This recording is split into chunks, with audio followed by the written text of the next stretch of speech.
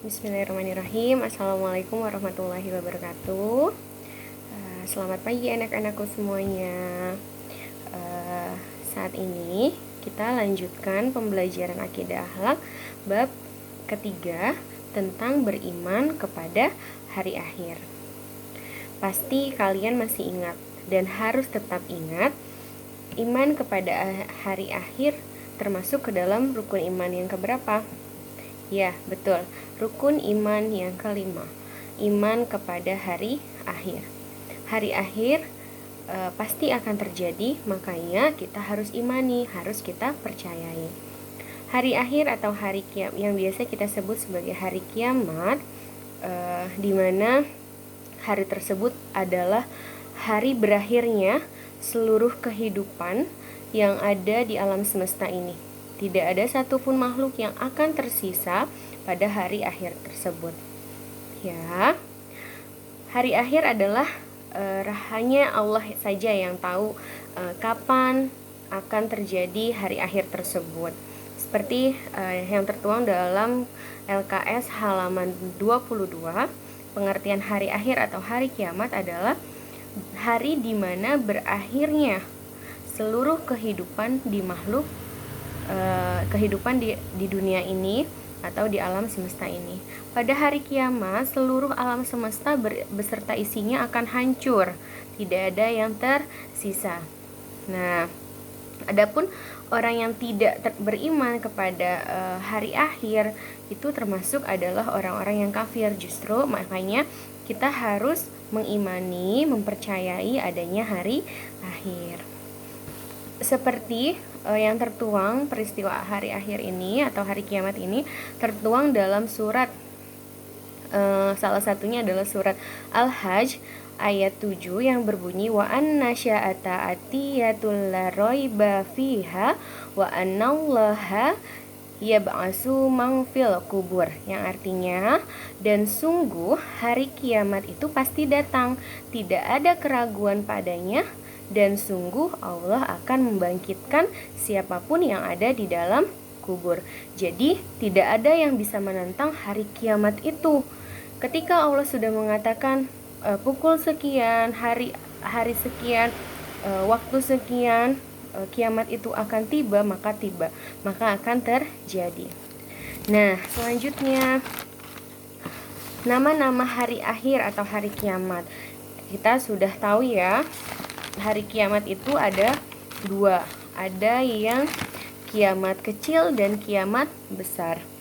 Kiamat kecil atau yang disebut juga dengan kiamat sugro, artinya kiamat yang merupakan peristiwa yang menggambarkan sebagian kecil dari peristiwa yang akan terjadi di akhir nanti.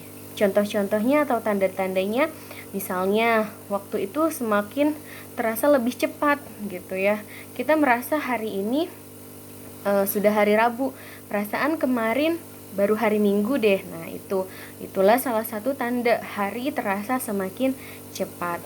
Nah, yang kedua adalah ilmu agama tidak dianggap penting. Yang ketiga, banyak terjadi bencana, banyak terjadi gempa bumi, gunung meletus. Nah, itu salah satu tanda dari kiamat sugro. Banyaknya orang miskin yang menjadi kaya mendadak karena hasil usaha tidak halal gitu ya. Jadi bisa saja menghalalkan segala cara untuk melimpahkan hartanya mereka. Terus munculnya banyak fitnah, datangnya dajjal, terus banyak terjadi yang kematian seperti itu. Terus munculnya kaum khawarij, banyak pembela kezoliman, merebaknya perzinahan, bermewah-mewahan dalam membangun masjid gitu ya. Dan menyebarnya riba atau harta yang haram. Terus ada juga yang seperti laki-laki menyerupai perempuan ataupun sebaliknya perempuan menyerupai laki-laki. Nauzubillah min zalik. Maka dari itu saat ini kita beberapa kali atau suka mendapatkan hal-hal yang seperti itu. Oleh karena itu bisa saja itu menjadi salah satu tanda atau ciri adanya kiamat sugro. Maka dari itu kita harus menghindari hal-hal yang tidak baik. Kita sudah harus tahu mana yang baik, mana yang buruk. Kita harus tahu amalan apa yang akan dihisap nantinya ketika kita sudah tidak ada di dunia, gitu ya. Yang kedua adalah kiamat kubro, kiamat besar. Nah, kiamat kubro ini peristiwa hancurnya seluruh alam semesta, baik makhluknya maupun ciptaan-ciptaan Allah yang lain. Gunung hancur, laut bergelombang dan hancur, gitu ya.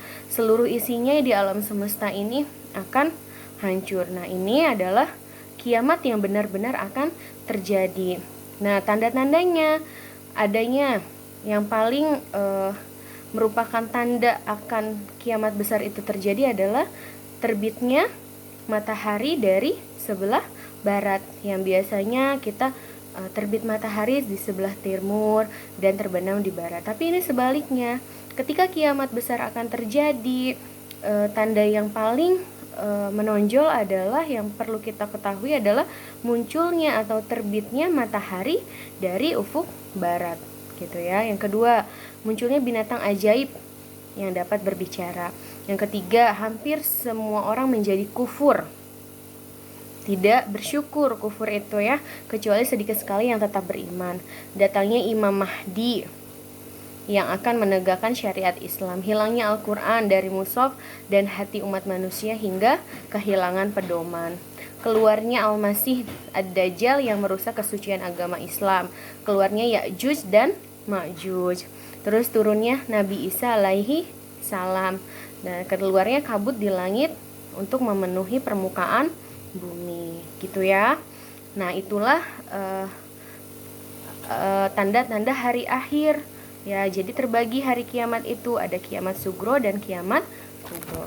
Selanjutnya, nama-nama hari akhir. Ada yang pertama Yaumul Qiyamah, Yaumul Ba'ats, Yaumul Hisab, Yaumul Masyar, Yaumul Jaza, Yaumul Hasr, Yaumul Zalzalah. Yaumul Qiyamah itu hari dimana dihancurkannya bumi dan isinya, itu hari kiamat. Yaumul Ba'ats, hari dibangkitkannya manusia dari kematian, yang di alam kubur dibangkitkan kembali ketika hari kiamat datang. Yaumul Hisab itu hari perhitungan amal-amal manusia, ditimbang mana yang lebih banyak amal baiknya atau amal buruknya. Yaumul Masyar, hari dikumpulkannya seluruh manusia dari awal zaman hingga akhir zaman di padang masyar. Yang kelima Yaumul Jaza, hari pembalasan. Ya, pada hari itu manusia akan menerima pembalasan dari semua amal perbuatannya yang mereka sudah lakukan selama hidup di dunia. Yang keenam Yaumul Hasr, yaitu hari penyesalan. Nah, di situ terlihat manusia golongan apa yang akan menyesal. Yaumuz Zalzalah, hari keguncangan. Pada hari itu bumi akan mengalami keguncangan yang sangat dahsyat sehingga menghancurkan bumi dan isinya. Nah, mungkin itu saja yang bisa Bu Dini sampaikan. Untuk selengkapnya kalian bisa baca dengan seksama dari halaman 22 sampai dengan halaman 27. Kalian pelajari iman kepada hari akhir dan macam-macam hari akhir. Bu Dini rasa cukup penjelasan kali ini. Wassalamualaikum warahmatullahi wabarakatuh.